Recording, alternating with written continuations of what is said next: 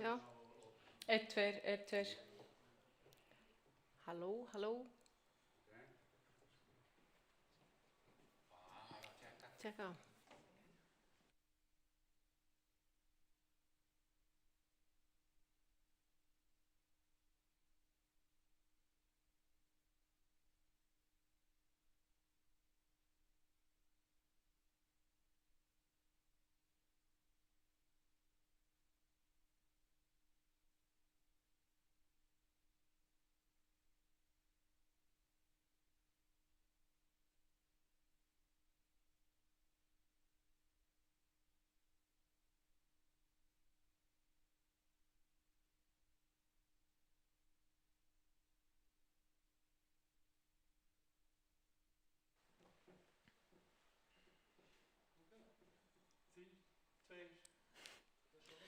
Já, gott kvöld og velkomin á þessar kappræður. Það er spennandi dagskrá hérna framundan. Það veit ég að því að ég undirbjó hana. Eftir smástund munu frambjóðendurnir fá 3 mínútur svona það bil hvor til að kynna sig og sín svona hugðarefni áður en við höldum áfram. En ég hef svona lagt það í vana minn að þegar ég stjórna svona viðburðum að gefa sjálfur mér líka þessar 3 mínútur til að tala mig og mín hugðarefni. Eða svona, ég heiti Elinborg Gunna Einarsdóttir og ég er blaðamaður á Morgunblaðinu og menntaður sviðshöfundur og ég mun stjórna þessu hér í kvöld. Það kann vel að vera og er rauninni víst að önnur hvort þessara kvenna mun stjórna Framsóknarflokknum eftir næstu helgi. Þetta er þess að Lilja Alfreðsdóttir og Ingibjörg Ísaksen. En áður en að en núna er það ég sem stjórna og ég hef svona undanfarið að vera að vinna í því að svona dálítið byltingavæða þetta kappræðu form og í því samhengi við sami nokkra reglur. En áður en ég segi ykkur frá þeim, langar mig að lesa eins upp úr Laxness. Ég var nefnilega að lesa Brekkukotsannál fyrir nokkrum vikum og ég hugsaði, Lilja og Ingibjörg mun alveg elska þetta. Og hérna stendur í 22. kafla. Í Brekkukoti voru orðin of dýr til þess að nota þau, af því að þau þýddu eitthvað. Okkar tal var eins og óverðbólgnir peningar. Reynslan var of djúp til þess að hægt var að segja hana aðeins fiskiflugan var ókeypis. Já, og ég ætla bara svona að leggja til að við tökum okkur fólki í Brekkukoti til fyrirmyndar í kvöld. Við sleppum óþarfa málaleggingum, verum kjarnyrt og segjum ekkert mikið meira en það sem skiptir máli. Og þar erum við komin að reglunum mínum. Ég er nefnilega svona, já, ég er búin að vera að vinna því að handboltavæða kappræðuformatið. Fyrsta reglan er nokkuð basic, það verða tímamörk á spurningunum. Ég mun svona láta ykkur vita af þeim, en svo þegar það er svona 10 sekúndur eftir, þá mun ég fara með hendina á loft. Og þá getur þið svona, já, svona lokið máli ykkar. Næst er öllu áhugaverðari og hún felur, já, en hún er rauninni bara að þið verðið að svara spurningunum. Þið megið svo sem segja pass, en ekki svara öðrum spurningum en ég spyr ykkur að. Til dæmis ef ég spyr ykkur upp á litunina ykkar þá getur svarið verið fjólublár en ekki, það eru til margir litir og allir eiga skilið sitt pláss. Svona sér eru bönnuð og ykkur svarar á svo þennan máta það áskilið mér rétt til að gefa rautt spjald og refsingu sem maður gæti fólið í sig kannski að maður fái styttri tími eða eitthvað. Þetta eru 2 mínútur. Þá er ég búin að svona kynna mitt format á þessu og ég held að við ættum bara að vinda okkur í þetta. Við glemdum að velja hvor vildi byrja með sína framsögu. Er eitthvað sjálfboðalið? Lilja? Jú. Já, þá bara svona það byrja 3 mínútur í þetta. Gjörðu þau svo vel. Heil og sæl og takk fyrir að boða til þessar fundar sem ungi framsóknarmenn eru að gera. Við stöndum á miklum tímamótum sem flokkur og það er alveg augljóst að það er þörf á breytingum. Ekki bara breytingana vegna heldur að við þurfum að sækja fram sem framsækin flokkur og sterkur flokkur á miðjunni. Til þess að við náum aftur inn á eldhúsborðið og til ungs fólks og fleiri, þá þurfum við auðvitað að vera með mjög skýr mál og við þurfum að tala fyrir því hvernig við ætlum að leysa þau flóknu viðfangsefni sem við stöndum frammi fyrir. Ég tel í fyrsta lagi að þetta séu efnahagsmálin. Það er lykilatriði að við náum verðbólgunni niður og ég mun fara yfir það hér á eftir hvernig við getum gert það. Í öðru lagi þurfum við að taka skýra afstöðu í utanríkismálum. Ég vil ekki að við förum inn í Evrópusambandið en ég vil að við séum víðsýn og við leitum að nýjum mörkuðum annar staðar og tala fyrir því að við sækjum fram. Í þriðja lagi þá tel ég að það sé algjört lykilatriði að við komum með lausnir að þeirri lífskjara krísu sem ungt fólk stendur frammi fyrir og við gerum það ekki með litlum plástrum eða litlum aðgerðum, heldur mjög stórum aðgerðum sem miða að því að stórauka framboð á húsnæði á viðráðanlegu verði. En til þess að þetta gangi allt upp sem ég er að nefna, þá verðum við að fara í grunnhugmyndafræði Framsóknarflokksins sem er samvinna. Við getum leyst svo mikið með því að nota þessa hugmyndafræði og til að mynda, við ætlum að ná tökum á verðbólgunni, þá get ég ráðlegt Kristrúnu Frostadóttur, forsætisráðherra, hvernig við nýtum þessa aðferðafræði. Að lokum vil ég nefna, það skiptir auðvitað mjög miklu máli að við séum með öfluga byggð allt land. Framsóknarflokkurinn á rætur sinnar að rekja til landsbyggðarinnar og er eini raunverulegi flokkurinn sem talar fyrir alvöru byggðastefnu út allt land. Til þess að það gangi upp, þá þurfum við að hafa öflugan landbúnað, atvinnuvegi, menntakerfi og síðast en ekki síst, þá þurfum við að breyta ríkisfjármálunum þannig að við tökum á þessari þróun þar sem millifærslukerfið er búið að aukast verulega, búum til meira rými fyrir fjárfestingar og við gerum það aðeins með því að við höfum mjög yfirgripsmikla þekkingu á efnahagsmálum og getum komið með lausnir sem eru trúverðugar og fólk er tilbúið til þess að fylgja sér á bakvið þær. Alveg í lokin, það verður eitt mitt fyrsta verk, það er að virkja fólkið í flokknum mun betur. Ég mun vilja skipa hóp ungs fólks sem ætlar að koma með lausnir með nýrri forystu flokksins það hvernig við förum inn í betri tíma fyrir ungt fólk á Íslandi. Takk. Þetta voru sléttar 3. Vel gert.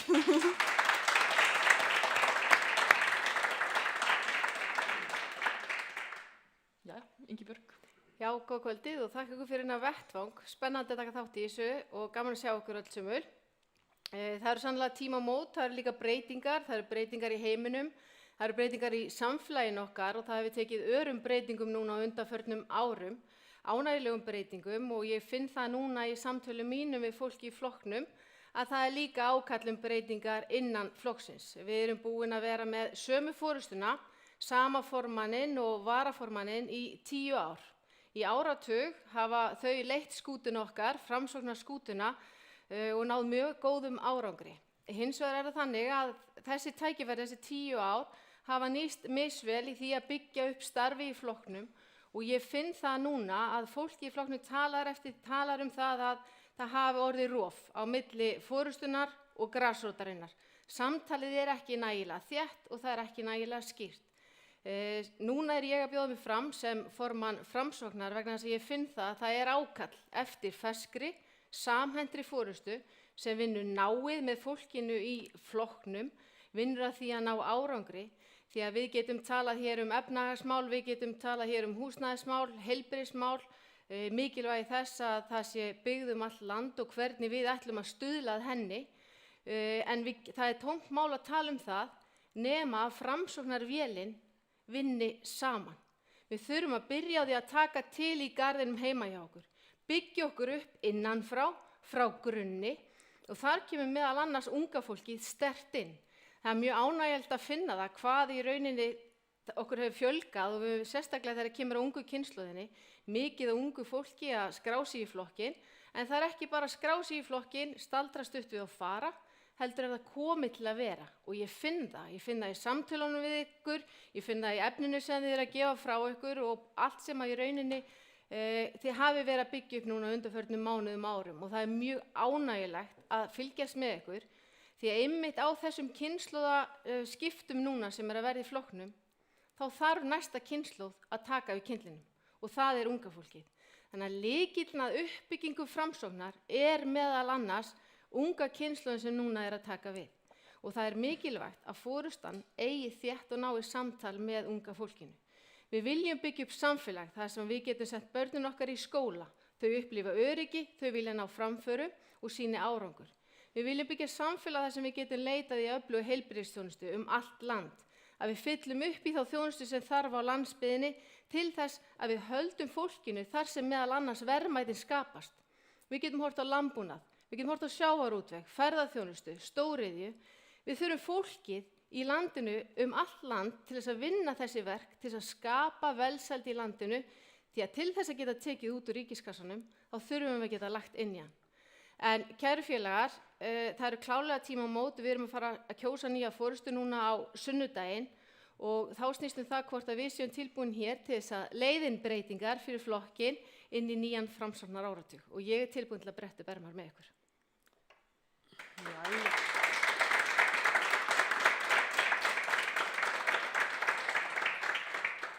Jæja, ég hafði svona hugsað mér að ég myndi bara takk fyrir þetta, byrja að ávarpa fílinn í herbygginu, spyrja okkur út í það staðreynd að önnur ykkar situr á þingi en hinn ekki.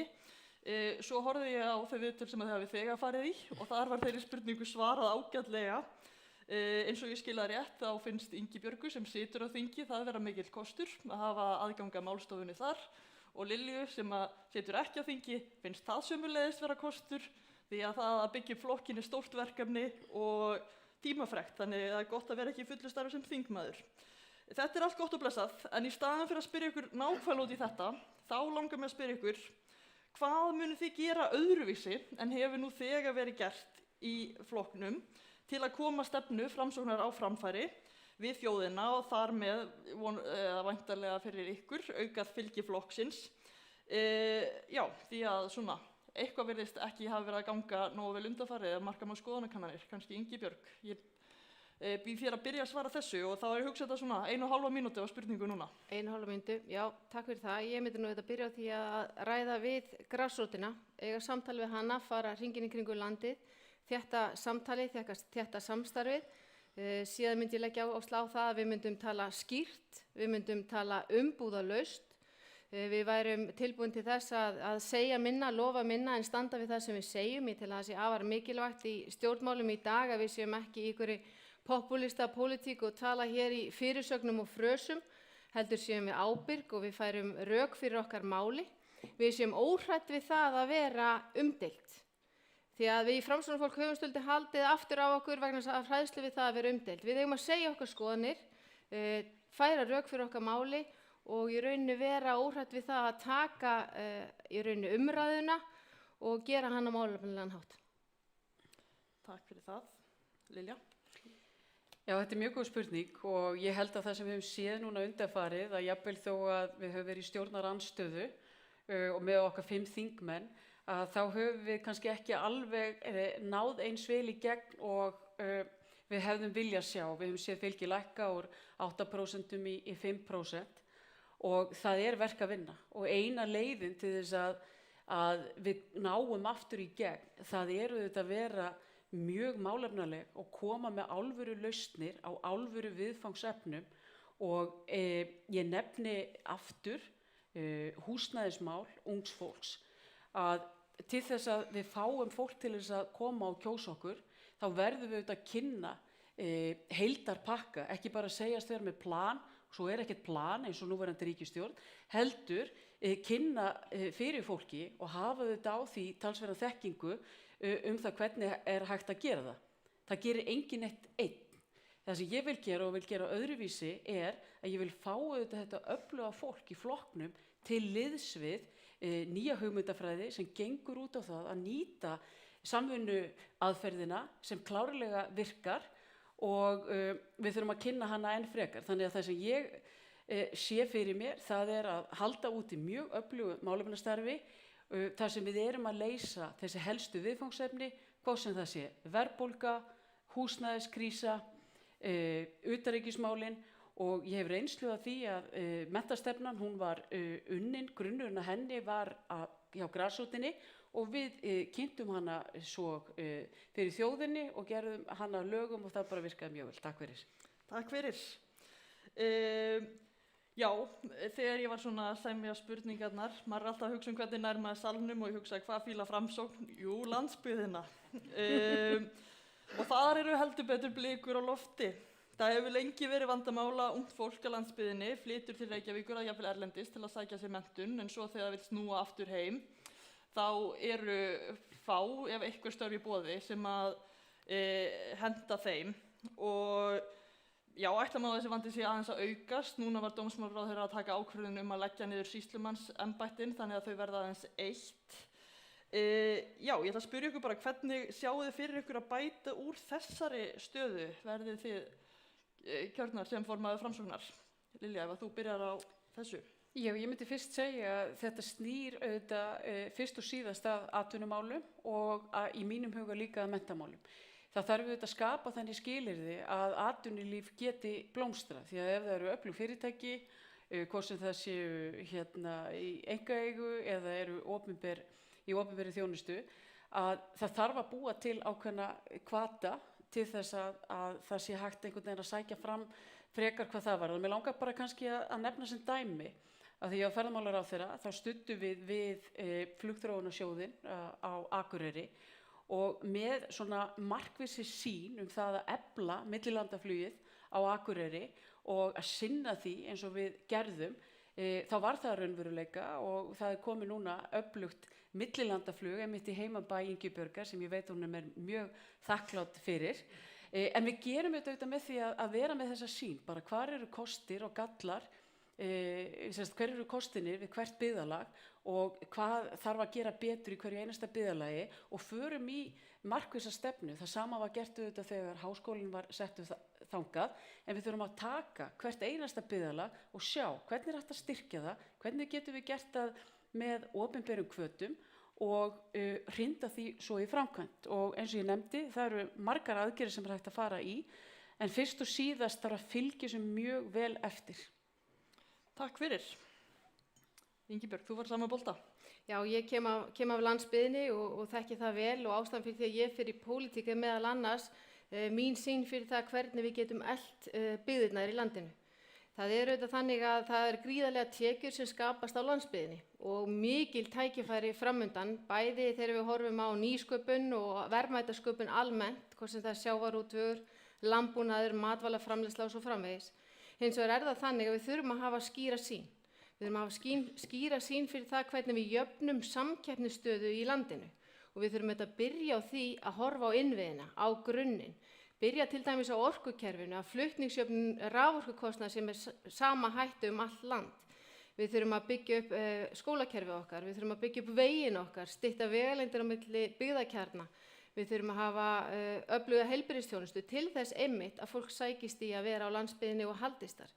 Það þarf að styðja við atvinnulífið því að við í Framsókn tölum fyrir vinnu, vöxt og velferð. Að með því að skapa tækifæri fyrir einstaklingar sjáu hag sinn í því að taka áhættuna og skapa og byggja upp fyrirtæki, ráða fólk í störf þannig að við séum að skapa vinnu fyrir fólki í landinu, þá sköpum við vöxt og við sköpum velferð, stöndum þannig undir velferðin í landinu og getum þar lendi tekið út í rauninni það sem við þurfum til þess að byggja upp. Ég held að það sé afar mikilvægt að við horfum á landið í heild, við séum ekki að flokka þetta sem landsbyggð, höfuðborg, heldur sjáum tækifærin sem að búa í því að vinna sem heild. Frábært. Já, talandi blikur á lofti, það er ekki bara landsbyggðin sem á undir högg að sækja. Íslenska tungan gerir það líka. Og þið hafið báðar lýst áhyggjum yfir þeirri stöðu, eða svona, talað þetta. Lægst við minnkandi og hvergi innan OECD finnst færri innflytjendum þegar var náð tökum á tungumáli landsins. Hvaða beinu aðgerðir ætlið þið að leggjast í til að styrkja íslenskuna og jafnvel bjargani, það fer eftir hversu svartsýnn maður vill vera. Ingibjörg, ef þú vilt byrja að grípa þennan bolta.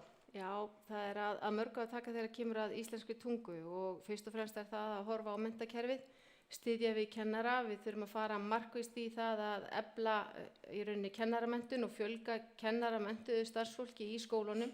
Það var gert í tíð Lilju Daggar sem menntamálaráðherra tímabundið en við þurfum að gera það til langs tíma. Við þurfum að byrja strax í leikskólunum með því að vera með vissa málörfun, hafa í rauninni starfsfólk sem að meðal annars talar íslensku, getur hjálpað og gripið strax inn í við sem snemmtaka íhlutun, aðstoða þá líka nemendur sem koma ekki með heimamál sem íslenska. Við þurfum að fylgja þessu eftir í grunnskólum. Við þurfum að styðja við þegar krakkar að flytja til landsins sem tala ekki íslensku, þannig að þeir fái strax þá aðstoð sem þarf og þeir fái líka námsgögn við hæfi. Þingflokkur Framsóknar lagði fram breytingatillögu meðal annars í síðustu fjárlögum þar sem við vildum auka fjármagn til námsgagnagerða því að það hefur í rauninni ekki aukist í mörg ár. Þar veruleg þörf á og við þurfum að skapa líka námsgögn sem í rauninni vekja áhuga hjá nemendum. Við þurfum líka að styðja fjölskyldur sem hingað koma til þess að læra íslensku. Því það ekki nóg að kenna börnunum íslensku, við þurfum líka að hjálpa foreldrunum að læra íslensku því að lykillinn inn í tungumálið, inn í samfélagið tungumálið. Það eitt, en síðan þurfum við líka að horfa inn á við, gagnvart okkur sem búum hér á landi og tölum íslensku sem móðurmál og þar þurfum við að styðja við börnin okkar heima fyrir sem og gagnvart skólanum og styðja skólan í því að hjálpa börnunum okkar að læra og tala góða og vandaða íslensku. Takk fyrir. Lilja. Þetta bara eitt stærsta samfélagsverkefni sem við stöndum frammi fyrir vegna þess að það þannig að ef ungt fólk nær ekki tökum á íslensku, börn af erlendum uppruna, þá sýna það sig að brotthvarf, það eykst á framhaldsskólastiginu verulega. Þegar menntamálaráðherra þá fórum við markvissar aðgerðir til þess að draga úr brotthvarfi, sérstaklega barna af erlendum uppruna og árangurinn af því var mjög góður og við sjáum að brotthvarfi á framhaldsskólastiginu hefur lækkað verulega. Ef þú ætlar að fara í markvissar aðgerðir, þá í fyrsta lagi þá þarf að nota þessi hljómspróf sem eru á leikskólastiginu. Þar sjáum við mjög snemma í kringum 3-4 ára hvar börnin standa gagnvart tungumálinu. Í kjölfarið á því þá þarf að fara í snemmtaka íhlutun og setja fjármunina miklu fyrr til aðstoðar barna með mjög svipaðan hátt og gert í Finnlandi. Vegna þess að ef þau fá strax aðstoð inn í tímum eða eru tekið jafnvel út úr tímum og þeim tungumálinu sinnt en frekar, þá það líklegast til þess að skila árangri. Ég ekki nokkurn vafa að það sé hægt að bæta þetta enn frekar, en það gerist með mjög markvissum skrefum. Við gerðum drög að þessu í þingsályktunartillögu það hvernig megi efla tungumálið. Við höfum farið í það að stórauka útgáfu á barnabókum á íslensku og svo munar. Og svo langar mig líka að nefna það að það skiptir auðvitað máli að nota tæknina, nota gervigreindina, nota hana til þess að auka aðgengið að íslenskunni. Og númer 1, 2 og 3, þá þurfum við að tala íslensku við þá sem búa hér en ekki kannski grípa til ensku eins og mörgum tamt. Akkurat. Þá erum við komin inn á að við erum byrjað að ræða innflytjendur og þá ætla ég bara að fara yfir í útlendingamálin og spurningin það nokkuð einföld. Á að takmarka flæði fólks utan Evrópu til Íslands frekar en nú gert? Lilja, ef þú vilt byrja að taka þetta. Utan EES? Já, utan EES þá. Við auðvitað þurfum að huga að því að allt sem við gerum hér innanlands, það innviðir og kerfin okkar þurfa að geta þolað það. Og ég held að við þurfum að fyrst og síðast að spyrja hvað þarfnast Ísland, hvaða störf við að búa til á Íslandi og ég tel að það skiptir mjög miklu máli að þeir sem koma hingað, þeir séu komnir hingað vegna þess að þeir eru að leita nýjum tækifærum sem tengjast á atvinnu eða námi eða öðru slíku. Þannig að ég hlynnt því að hælisleitendakerfið eins og það hefur verið, það þarf að auðvitað herða allt sem tengist því og það verið að gera það og ég mjög hlynnt því.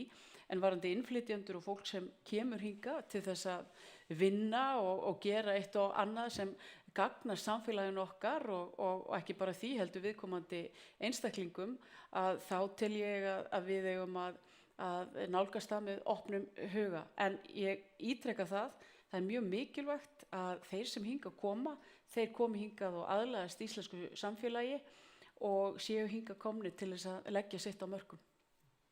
Takk fyrir. Ingibjörg. Já, við eigum eðlilega málsins samkvæmt að hafa eitthvað það að segja hverjir að koma hingað til lands utan EES og í hvaða tilgangi þeir að koma hingað. Ég styð það og þekki það vel eins og heilbrigðiskerfið að það eru læknar og sérfræðingar að koma hingað til lands sem eru utan EES og það er mikilvægt að við styðjum við það. Hins vegar þurfum við að herða landamærunum. Við þurfum að herða á því og taka á skipulagðri brotastarfsemi og ég held að allir séu sammála þegar kemur að því. En hins vegar erum við líka lítil þjóð og við þurfum á vinnuafli að halda og ég styð það að fólk sé að koma hingað til þess að efla íslenskt samfélag. En við þurfum vissulega að hafa auga á því hverju það eru sem að koma hingað eins og ég segi og í hvaða tilgangi. En við eigum líka að hjálpa fólkinu að aðlagast íslensku samfélagi og gera kröfur meðal annars það að fólk læri íslensku og tali íslensku og aðlagist íslenskum lögum og reglum. En fólk meðal annars innan EES sem hingað að koma dýrmætt vinnuafl fyrir okkur og hryggjarstykkið meðal annars í verðmætasköpun. Og það okkar að taka í rauninni á samfélaginu og þessum breytingum sem hafa orðið á undanförnum árum og líka sérstaklega núna nýlega og við eigum að mæta þessu fólki og reyna að hjálpa því að aðlagast. En ég tel að sé afar mikilvægt að við tökum í rauninni á þessari útlendingalöggjöf meðal annars eins og núna verið að gera í tengslu við ef að fólk brýtur ítrekað alvarlega af sér. Og síðan eigum við líka að fylgja því eftir eins og verið að gera á Norðurlöndunum. Það verið að herða útlendingalöggjöfina á Norðurlöndunum smátt og smátt og við eigum að fylgja því eftir líkt og við höfum verið að gera núna á undanförnum árum. Akkurat, takk fyrir. Nú erum við aldeilis farin að fara inn í stóru málin og já, og ég held að sé bara komið að því að fara að spyrja ykkur aðeins út í vextina. Þeir eru svo óskaplega skemmtilegir. Já. Ykkur í fræðsókn hefur verið svona tíðrætt það að það hafi allt verið á réttri leið hvað þetta varðar undir lok síðasta ríkisstjórnar samstarfs og að vaxtalækkanir á síðasta ári hafi í raun kannski verið afrakstur af því að allavega einhverju leyti. En eitthvað meira sem að sú ríkisstjórn sem að Framsókn sat í hefði átt að gera á sínum tíma til að stuðla að lægri verðbólgu og þar með vöxtum? Og þá hvað, Ingibjörg? Já, núna auðvitað var ég þingflokksformaður á síðasta kjörtímabili en ég sat ekki í ríkisstjórn en fylgdi vissulega áherslum ríkisstjórnarinnar eftir. Og það voru ýmsar áskoranir sem við erum ansi fljót að gleyma sem að síðasta ríkisstjórn tókst á við. Meðal annars var það COVID og það voru eldsumbrot á Reykjanesskaga en meðal annars vegna aðhalds í ríkisfjármálum í mörg ár að þá var ríkissjóður þannig settur að hann gat mætt þessum áskorunum. Vissulega þýddi þetta viss fjárútlát til þess að halda atvinnulífinu gangandi og það sýndi að aðgerðir ríkisstjórnarinnar á síðasta kjörtímabili og í COVID urðu til þess að við tókum hratt við okkur og jafnvel hraðar heldur en margar aðrar þjóðir sem við berum okkur gjarnan saman við.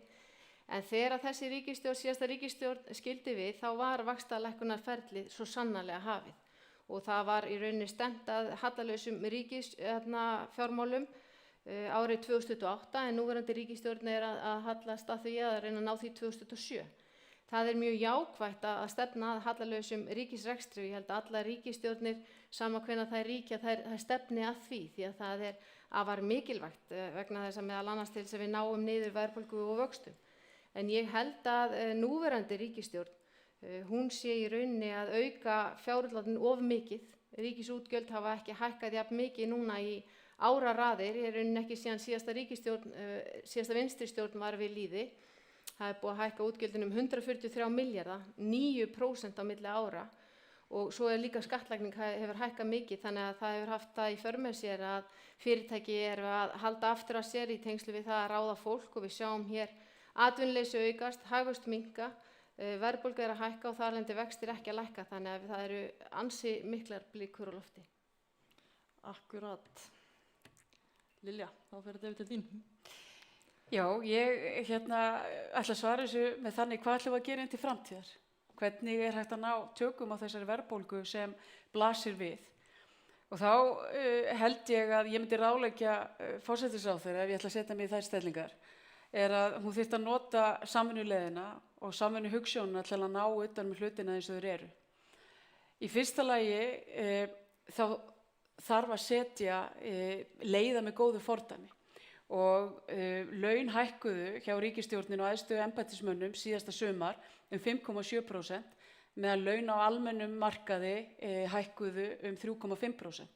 Og það alveg ljóst að ef þú tekur svona auka launahækkun yfir hinum almenna markaði þá ertu að senda skilaboð og þú hefur áhrif á verðbólgu væntingar neikvætt. Í öðru lagi þá verið að hækka öll gjöld, bæði skatta og álögur opinberra fyrirtækja, ég nefni til að mynda Veitur, þar sem verið að hækka orkureikningin vel yfir þessi 2,5% og þegar þú gerir það, ég held að þessi nánast 10%, þá ertu að fresta í raun og veru lækkun á verðbólgu mögulega 8 til 9 mánuði, af því að hvað gera fyrirtæki, hvað gera heimili? Jú, þau vilja auðvitað sömu launahækkun eða setja sömu hækkun inn í verðlag. Númer 2. Númer 3, að þá það alveg ljóst að það sem þessi ríkisstjórn þurfti að gera, hún þurfti að fylgja áfram aðhaldssömu ríkisfjármálum sem voru einmitt hjá okkur upp á 1,5% en fer þess í staði þessa aukningu og allir þessi 3 þættir valda því að verðbólga og verðbólguvæntingar eru hærri en þær ella þyrftu að vera. Þannig ég segi bara, það vantar framsókn til þess að stýra þessu landi, við værum komið með verðbólguna mun lægri, hún var orðin mun lægri ef við höfum setið við borðið. Akkurat. Þið fóru báðaldið yfir tímann þarna, en það allt í góðu. Þeir eru búin að standa ykkur vel annars í tímamörkunum. Nú ætla ég að brjóta aðeins upp, nú ætla ég bara að spyrja ykkur núna í sitthvoru lagi spurningar sem að kannski hluti sem að þið hafa verið að leggja dálítið áherslu á síðustu vikum. Og þið megi alveg fá svona 2 mínútur í að svara henni. Lilja, ég byrja ekki að spyrja þig. Þú hefur lagt mikla áherslu á alþjóðamálin og þína sérþekkingu á því sviði. Eins og þú sagðir áðan, þá er þetta ekki lint því að Ísland gangi inn í ESB, en núna í næstu formannstíð í Framsóknarflokknum þá er mjög líklegt að þjóðin kjósi þetta. Ef svo fer að þjóðin ákveði að halda áfram aðildarviðræðum við ESB, á hvað munt þú leggja áherslu á í þeim aðildarviðræðum og hvernig þetta Framsóknarflokkurinn að nálgast þér og líka kannski í samhengi við íslensku krónuna? Þú mátt svara þessu. Mjög góð spurning. Í fyrsta lagi ef við setjum þessa sviðsmyndu upp, þá það þannig að við þurfum alltaf að átta okkur á því af hverju hefur Ísland vaxið eins og það hefur gerst á síðustu áratugum. Og það vegna þess að við höfum farið að nýta þær auðlindir. Við förum að nýta fiskinn í sjónum, við förum að beisla orkuna á sjálfbæran og endurnýjanlegan hátt. Það koma fjöldi ferðamanna og svo að lokum höfum við verið með hugverkin. Við erum auðlinda hagkerfi og ef það svo að Ísland hættir að geta nýtt auðlindirnar sér til hagsbóta, við fáum til að mynda segjum að helstu sjávarútvegsfyrirtækin okkar yrðu mögulega seld eða annað slíkt, þá verðum við ekki með sjálfbært hagkerfi. Við verðum ekki með svokallaðan sjálfbæran greiðslujöfnuð og það mjög alvarlegt fyrir hverja þjóð. Hún verður að geta aflað meiri útflutningstekna en þær innflutningstekjur eða skapa meiri útflutningstekjur en sá innflutningur sem við erum með. Og það sem ég myndi auðvitað leggja áherslu á það að lífskjör í landinu eru mjög líkleg til þess að minnka ef við förum inn í Evrópusambandið. Þannig að þetta í mínum huga þá snýst þetta fyrst og síðast efnahagsmálin og að við ráðum okkar málum sjálf og við ráðum yfir auðlindunum. Varðandi gjaldmiðilinn að þá hefur það verið kannað mjög vel og það kom skýrsla út hjá Seðlabankanum 2012 og hún kemst í raun og veru að eins og staðan í dag og þó að hún hafi verið skrifuð árið 2012 og það hafi ekki átt sér stað þannig breytingur á hagkerfi Íslands að hagsveiflan á evrusvæðinu annars vegar og hins vegar í Íslandi þær eru svo ólíkar. Þannig að sama peningastefna eins og á evrusvæðinu, hún á ekki við Ísland ef við lítum á þessi grundvallaratriði sem tengjast hagkerfinu. Ástæða þess að ég tel að það sé líka mikilvægt að vera ekki í Evrópusambandinu að ég hef þá svona hugmyndafræðilegu nálgun að það sé besta ákvarðanir framtíð þjóða eða einstaklinga að þær séu teknar næst því fólki sem ákvarðanar hafa áhrif á. Og ég tel bara landfræðilega Íslands, hún í raun og veru sé þess valdandi að það sé ekki gott fyrir okkur að vera í Evrópusambandinu og að best sé að þessar að ákvarðanir sem varða framtíð þjóðarinnar þær séu teknar af fólkinu hér og við erum mjög vön, það er mikið lýðræðishefð á Íslandi og ég tel bara það fyrirkomulag með framkvæmdastjórn Evrópusambandsins að það sé ekki nægilega lýðræðislegt til þess að það leiði til farsældar og batnandi lífskjara. Akkurat, ég splæst í 3 mínútur. Þú varst svolítið hrifin af þessu, ég sá það. Nei, ég er ekki tala um það, en ég hugsaði að bara Ingibjörg myndi fá jafn mikinn tíma, sko. Veist að maður að spyrja ykkur eitthvað svona beint. Þetta er svo formlegt eitthvað, mér finnst þetta bara eins og maður séum í 10. bekk eða eitthvað. Og það heyrist ekkert í salnum, ég meina, maður er bara, Þau eru svo spennt fyrir þessu, sko. Aðeins meira lífi í þetta Já, en Ingibjörg, þú hefur sett menntamálin dálítið á dagskrá undanfarið, leitin meðal annars blaðamannafund þingflokksins þau. Staðan í þeim málaflokki er ekkert sérlega góð hér á landi. Íslensk börn kom ekki vel út úr alþjóðlegum mælingum, hvorki það kemur að námsárangri né endilega svona líðan. Neysla barna virðist til að mynda vera aukast og úrræði vantar til að grípa börn með fjölþættan vanda. Málsmyndandi aðilar hafa jafnvel talað neyðarástand í málefnum barna. Framsóknarflokkurinn var nú meðbenta á barnamálaráðuneytið og menntamálaráðuneytið þar á undan, bróðurpartið af síðasta áratug. Hefur flokkurinn einhverju leyti brugðist í þessu málaflokki og hefði hann að gera eitthvað öðruvísi og hvað er leiðin fram á við í þessum málum? Já, takk fyrir. Þetta er ansi stór spurning og einmitt þú fórst inn á menntamálinu og líka veljiðan barna og það er rauninni þannig að við erum búin að vera með þennan málaflokk og það er nú ýmislegt sem hefur verið gert í tengslu við það en við þurfum líka að horfast í augu við það að það er ansi margt sem við hefðum getað gert líka betur. Við brugðumst af þessu leyti þegar kemur að börnunum okkar og ungmennunum okkar. Það er þannig að ef við horfum á bara menntakerfið í heild sinni að þá sjáum við það að okkur skortir fagmenntað fólk inn í kerfið hjá okkur. 20-25% af starfsfólki sem starfar inn í grunnskólum landsins í dag er ófagmenntað. Við þurfum að fara í langtíma áætlanir þegar kemur að því að fjölga fagmenntuðu starfsfólki bæði í leik- og grunnskólum. Við þurfum líka að huga því hvernig gæði náms er í skólum og hvernig gæði kennslu er í skólum. Hvernig kennsluaðferðir við erum að nota og hvaða kennsluaðferðir eru raunverulega að virka. Það hafa ekki verið settir fjármuni núna nægilegir í mörg ár í það að rannsaka í rauninni kennsluaðferðir þannig að við getum verið að nýta þær kennsluaðferðir sem raunverulega virkar í staðinn fyrir að vera taka pólitíska umræðu það og þrefa það hvað virkar og hvað virkar ekki. Þannig að við þurfum markvisst að byggja upp menntakerfi okkar. Við erum með mjög öflugt fagfólk samt sem áður inn í menntakerfinu okkar og við þurfum að hlusta á fagfólkið og við þurfum líka að hlusta á nemendur og foreldra og mæta þeim og það er afar mikilvægt og þess vegna boðuðum við í þingflokki Framsóknar til blaðamannafundar og vorum að kalla eftir samstöðu, þverpólitískri samstöðu málefni barna og ungmenna, bæði þegar kemur að menntamálum og eins líka þegar kemur að veljiðan barna því við sjáum það að það eru sögulega langir biðlistar núna eftir greiningum og úrræðum fyrir þessi börn. Við höfum ekki skilgreint nægilega vel úrræðin og útvegað úrræði sem börnin þurfa á að halda og þetta er grafalvarleg staða þegar kemur að íslensku samfélagi. Við í Framsókn tölum fyrir kerfisbreytingum þegar kemur að farsæld barna.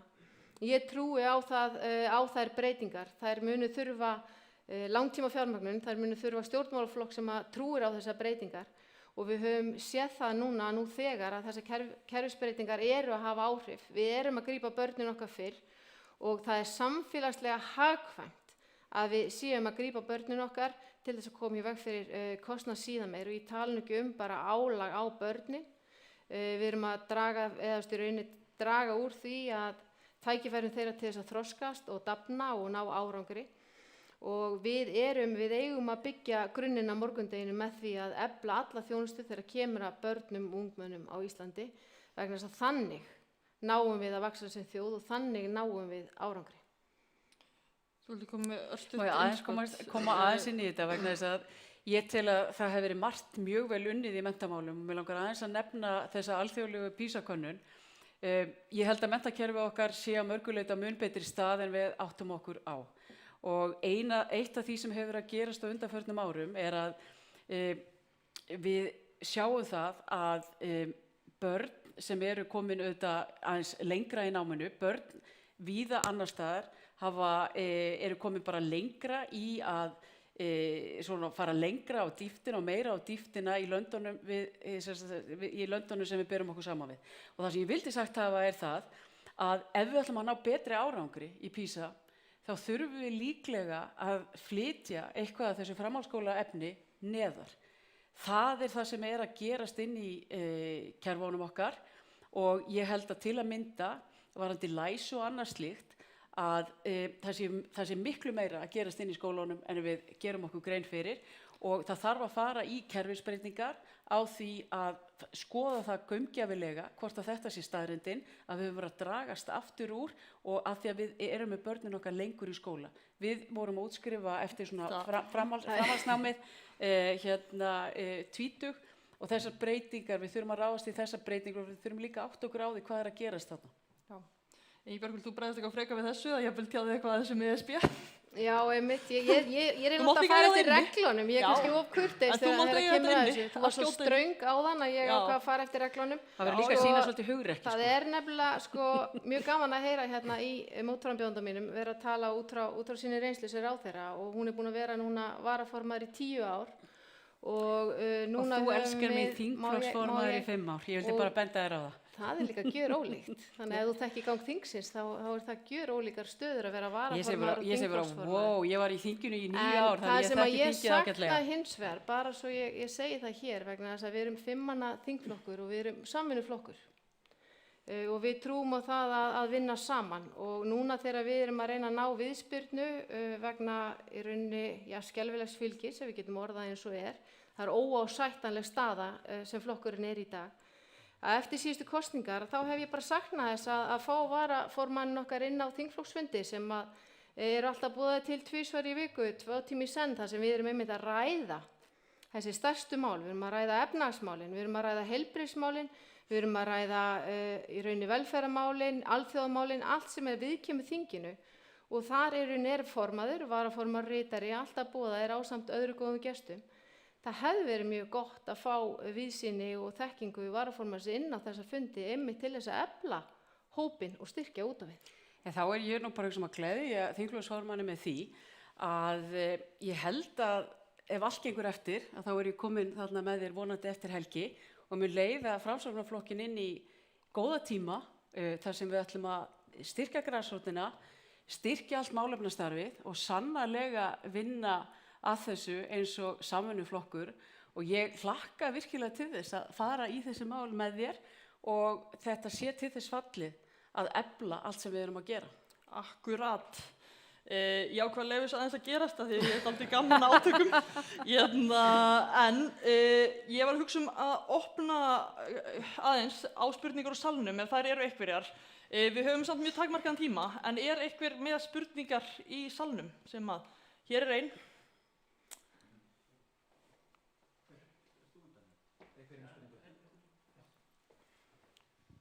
Já, kjörorð Framsóknar eru eins og þið hafið nú margoft sagt vinna vöxt og velferð og það svona með þessi röð sem skiptir máli, það vinnan fyrir vöxtinn sem svo fyrir velferðina. En mér stundum ekki tala nógu mikið velferðina, því við erum auðvitað velferðarflokkur líka. Þannig að hvaða svona Framsóknar velferðarmál myndu þið vilja sjá setta á oddinn í ykkar formannstíð? Þetta náttúrulega beint af báðum. Já, nú förum við aftur í ströng tímamörk,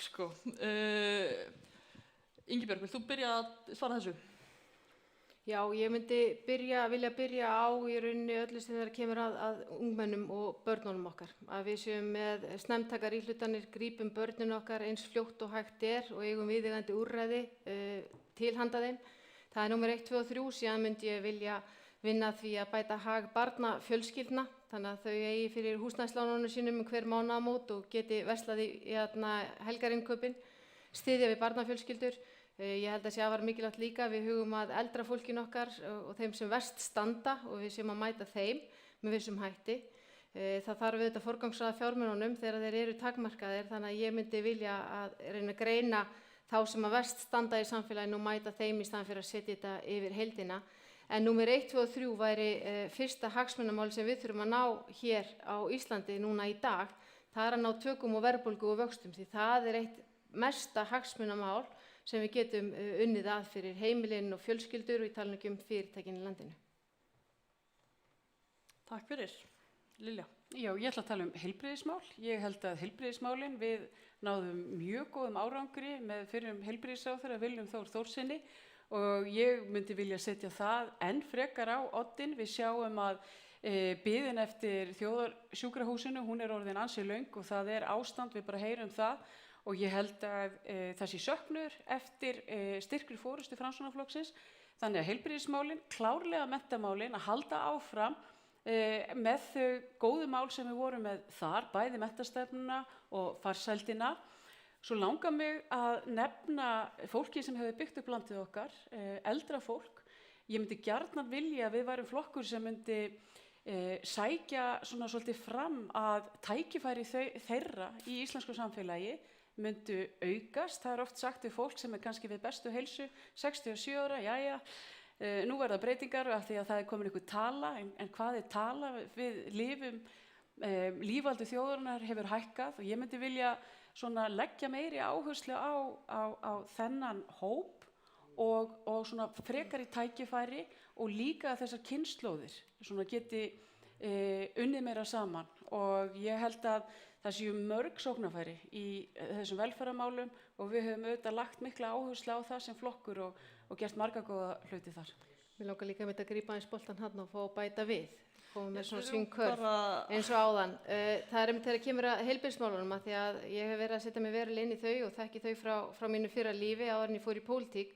Það er það sem við höfum verið að vinna, það er að efla sérfræði lækna og í rauninni fjölga þeim landa allt, efla þjónustu þegar kemur meðal annars að landsbyggðinni. Ég var í viðtali á Bylgjunni í dag, Reykjavík síðdegis, þar sem var verið að ræða við mig alvarlega stöðu núna á Landspítalanum. Þar sem að það eru í rauninni takmörkuð rými á bráðamóttökunni, allt er yfir sprungið, við náum ekki að útskrifa eldra fólki sem er tilbúið til þess að fara heim vegna þess að það er engin önnur þjónusta sem tekur á móti þeim. Þannig að það er afar mikilvægt og við höfum talað fyrir kerfisbreytingum hjá börnum, að við þurfum að byggja upp heilbrigðiskerfi okkar með því að við erum með hvert úrræði sem taki þá við af öðru. Þannig að við séum ekki alltaf að nýta þessi dýrustu úrræði sem eru þá meðal annars sjúkrahúsið og hjúkrunarheimilin, heldur séum við með önnur úrræði sem að taka frekar við og geta þá líka verið viss forvörn þegar kemur að eldra fólkinu okkar. Jæja, þá er þið báða búin að fá að skjóta inn í einu sinni. Er einhver önnur spurningu salnum? Við höfum tíma fyrir kannski eina spurningu til viðbótar ef það er einhver. Já, góða kvöldið. Ég ætla nú bara að vekja athygli á hvað þetta eru svakaleg tímamót í Framsóknarflokknum. Það eru 2 konur sem bjóða sig fram til formanns. Og ég nú sagt ykkur það að ég settist á þing 1987 fyrir Norðurland eystra og þá hafði 1 kona verið á undan mér í þingflokki Framsóknar. Ég var kona númer 2 fyrir Framsóknarflokki 1987 og núna eru 2 konur að bjóða sig fram til formanns.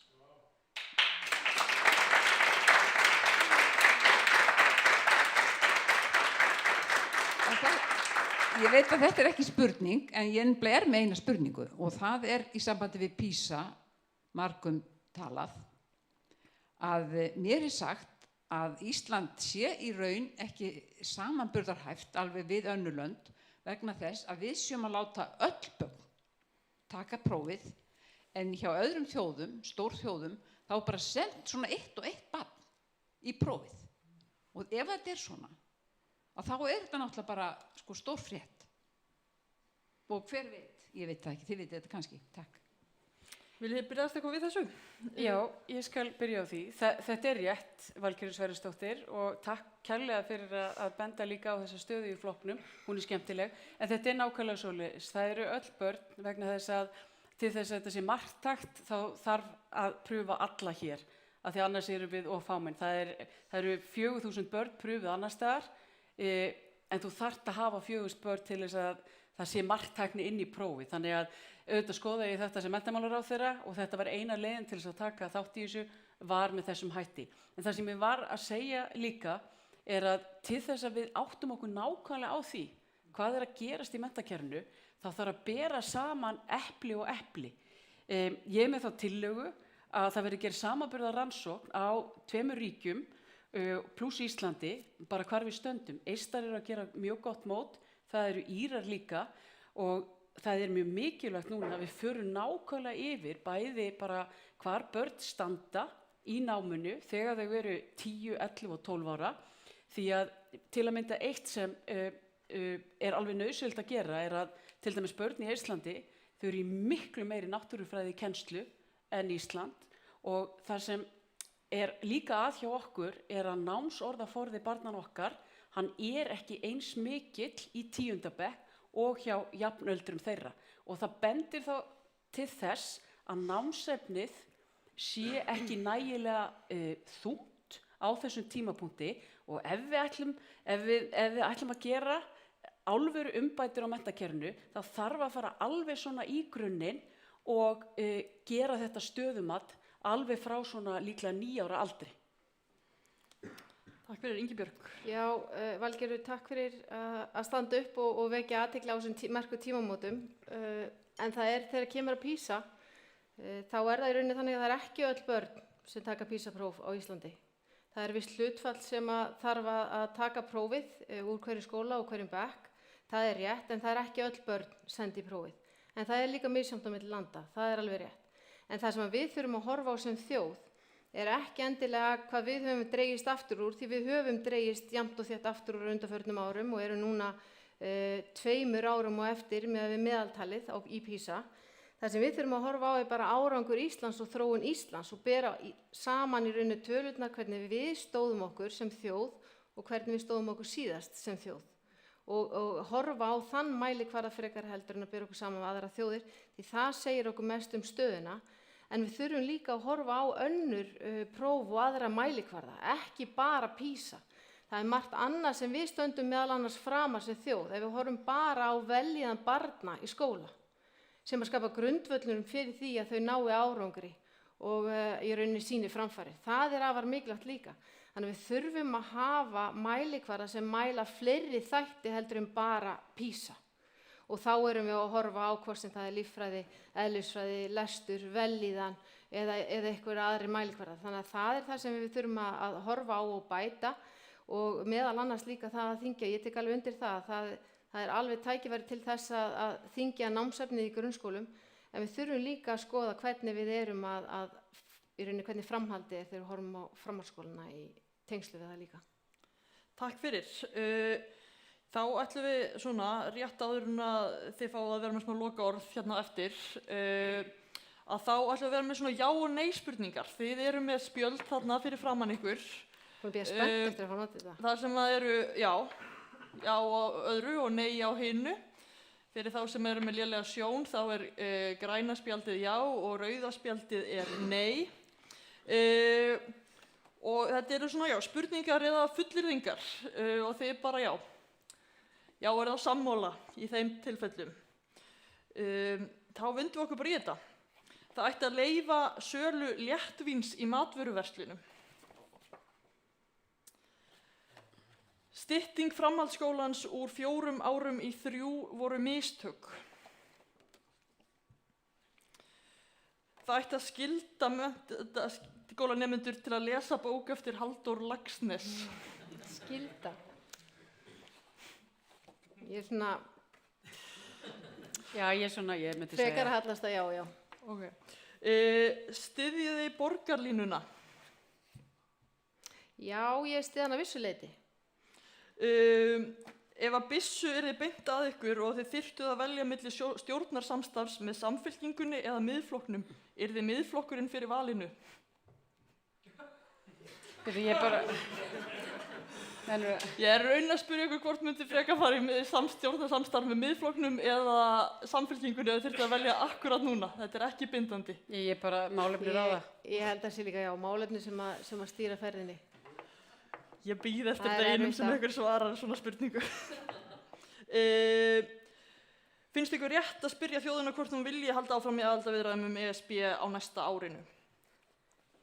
Sko, þetta þarf eiginlega meiri skýringar.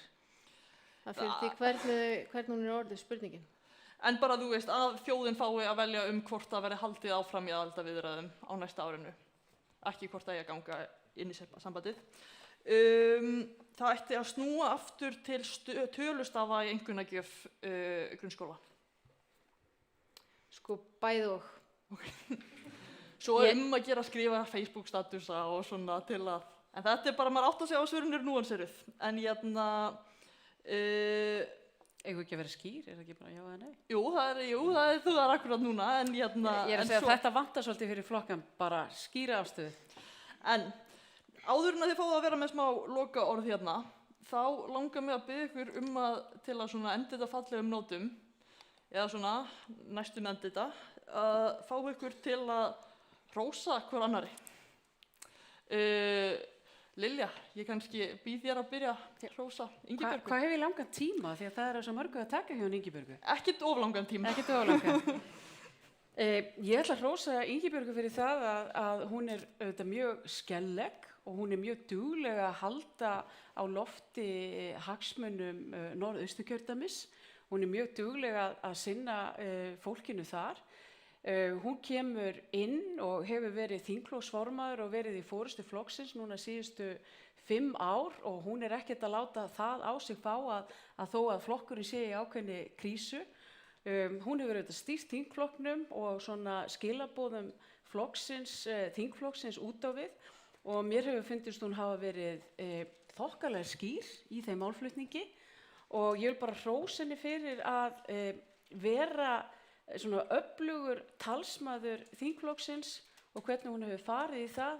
Hún hefur myndað sér skýra stefnu í menntamálum. Menntamálin eru mjög hugleikin og ég held að hún sé mjög öflugur fulltrúi flokksins og ég ætla bara þakka henni fyrir samstarfið og hvernig það hefur verið bara gott að vinna við Ingibjörgu.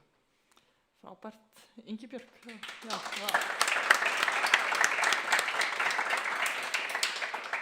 Takk fyrir þetta Lilja og kom með mér núna. Já.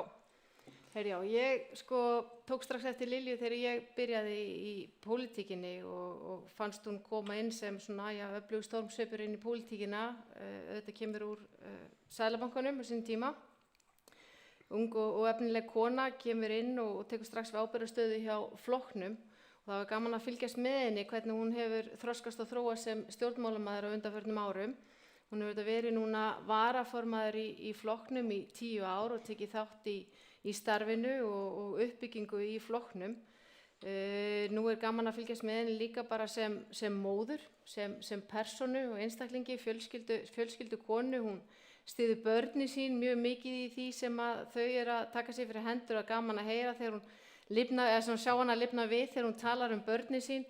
Hvort sem það er Eysteinn sem er í Versló eða Signý þegar kemur á fótboltanum hennar og ég fann að þegar Signý fótboltna á sínum tíma það tók verulega á móðurina.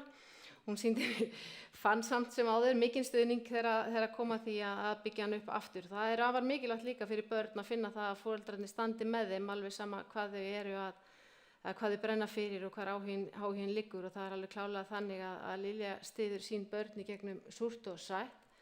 Það er líka mjög gaman að sjá hvað Magnús, maður hennar, fylgir henni út allt og þau eru samrýnd hjónin. Það hefur líka verið gaman að fylgjast með henni bara í pólitíkinni í gegnum það sem við höfum verið að starfa saman, sérstaklega á síðasta kjörtímabili. Hún var röksum í sínu ráðuneyti og vill láta verkin svo sannarlega tala. Þannig að það hefur verið bara mjög gott að vinna með Lilju og verið gaman að sjá hvernig staðan fer hérna núna á sunnudaginn, hvort við munum vinna saman í þingflokknum áfram eða ekki. Sjálfsögur gerum við það.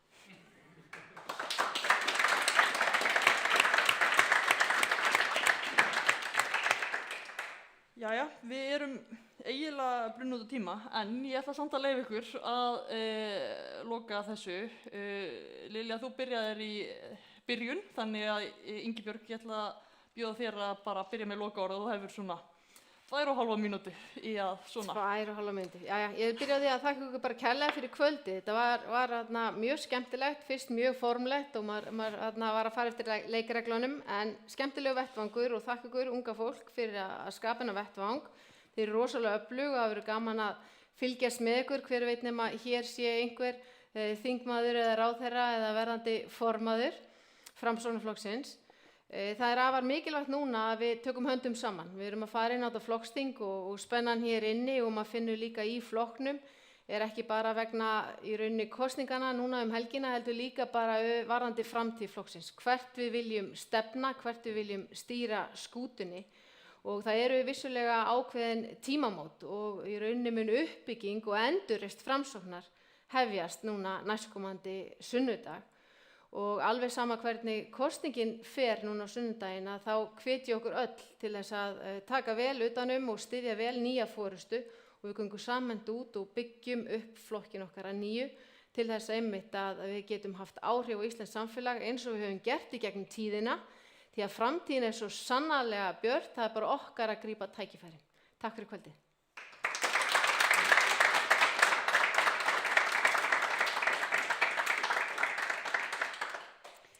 Verkefni framöndan er að endurreisa flokkin okkar og leggja áherslu á þau lykilmálefni sem hreyfa við samfélaginu okkar.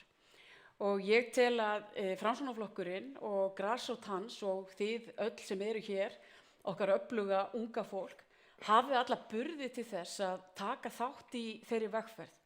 Það er alveg ljóst að flokkurinn, hann er aldrei stærri en fólki sem er í honum. Og ég vil leiða flokkinn inn í nýja tíma með því að fólkið okkar taki þátt í öllum þessum lykilmálum sem eru framundan og ég hef einsett með það að ungt fólk leiki það lykil hlutverki til þess að við getum farið inn í nýjan Framsóknar áratug.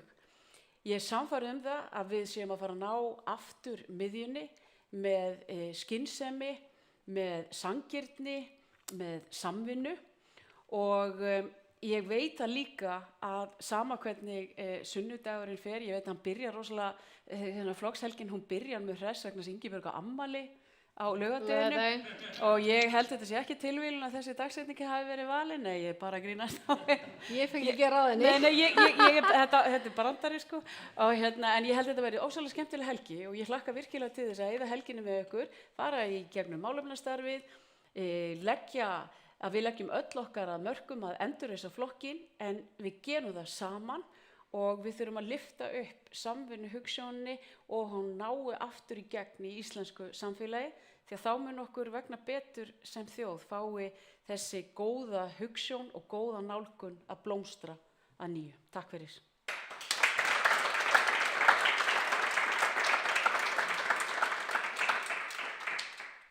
Já, þá bara þakka ykkur kærlega fyrir og ykkur fyrir komuna og bara góða skemmtun helgina því sem verður þar.